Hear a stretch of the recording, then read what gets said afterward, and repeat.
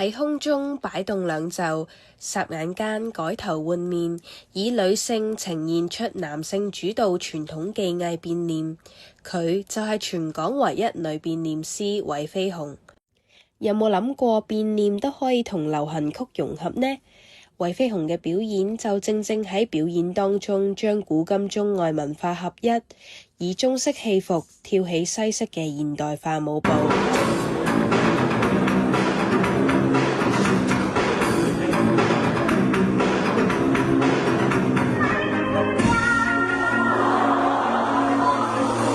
台下觀眾嘅驚嘆聲同鼓掌會令韋飛鴻感到自豪，同時亦都係佢嘅動力來源。當我每次預期嘅反應同佢哋真實嘅反應係一樣嘅時候呢，我就會更加開心啦、落力啦，享受其中咁樣咧去做每一個動作。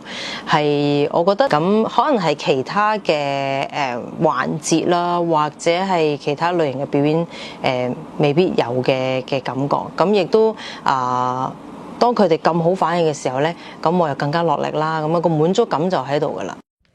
韋飛鴻嘅爸爸係香港國寶級變臉大師韋瑞群。細個佢爸爸特別錫佢，不過隨住父母離婚同分居，父女關係逐漸疏離。長大喺機緣巧合下跟爸爸拜師學藝，佢哋嘅關係因為變臉而重新變得親密。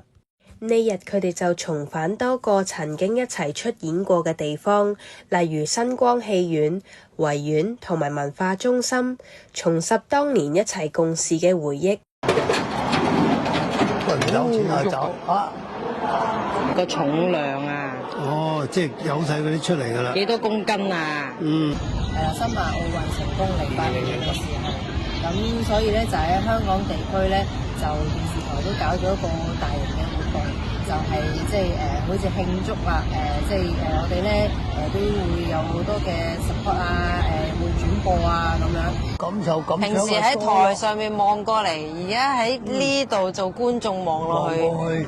咁我咪望住個舞台咯，望住。即係幻想一下，當我哋自己喺嗰度表演緊嘅時候，啲觀眾坐喺度，個視覺就係咁樣啦。